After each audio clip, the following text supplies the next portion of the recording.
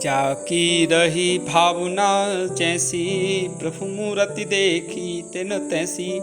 एक बार तुलसीदास जी वृंदावन आए। वहाँ पर वह नित्य ही कृष्ण स्वरूप श्रीनाथ जी के दर्शन को जाते थे। उस मंदिर में एक महंत थे जिनका नाम था परशुराम। एक दिन जब नित्य की तरह तुलसी बाबा दर्शन करने पहुंचे तो उन्होंने देखा कि बंसी लकुटी कांचनी काछे, मुकुट माथ माला और आछे। प्रभु के एक हाथ में बंसी है और एक हाथ में लकुटी है। प्रभु ने धोती कांच रखी है, माथे पर सुंदर मुकुट है और गले में माला है। तुलसीदास दर्शन कर ही रहे थे कि महंत बोले, अपने अपने इष्ट के नमन करे सब कोय, परशुराम बिन इष्ट के नबे सुमूरख होय।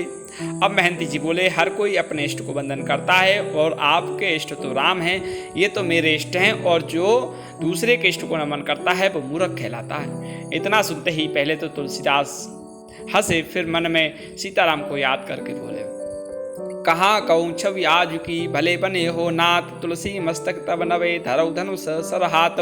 बाबा बोले, प्रभु आज की छवि का क्या वर्णन क्या जाए।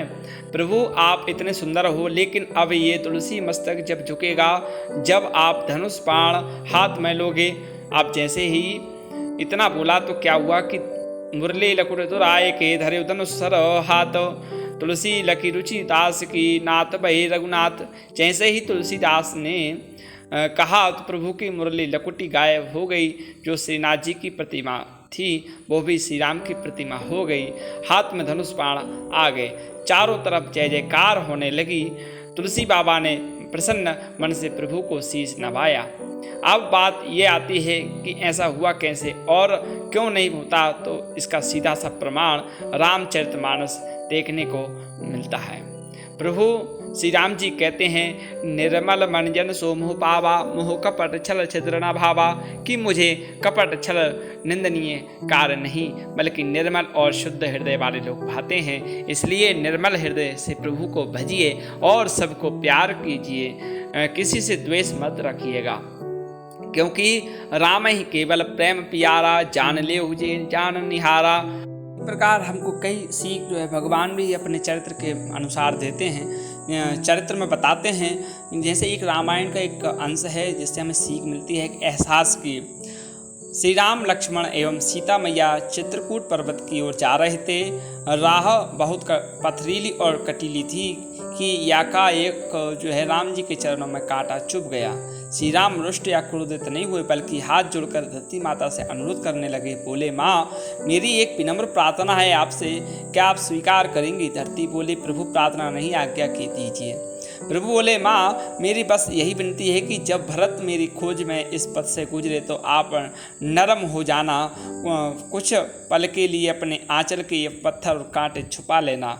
मुझे कांटा चुभा सो चुभा, पर मेरे भरत के पाँव में आघात मत करना।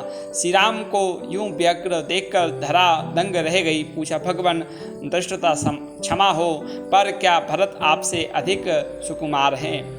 जब आप इतनी सहजता से सब सहन कर गए तो क्या सुकुमार भरत सहन नहीं कर पाएंगे?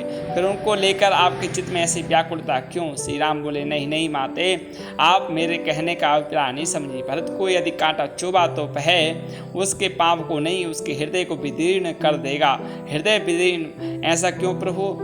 धरती माँ जिज्ञासा भरे स्वर में बोली, अपनी पीड़ा से नहीं माल, बल्कि यह सोचकर कि इसी कटीली राह से मेरे भैया राम गुजरे होंगे और ये सूल उनके पगों में भी चुभे होंगे। भैया मेरा भरत कल्पना में भी मेरी पीड़ा सहन नहीं कर सकता, इसलिए उसकी उपस्थिति में आप कमल पकड़ी सी कोमल बन जाना। अर्थात रिश्ते अंदरूनी एहसास आत्मीय अनुभूति के दम पर ही टिकते हैं।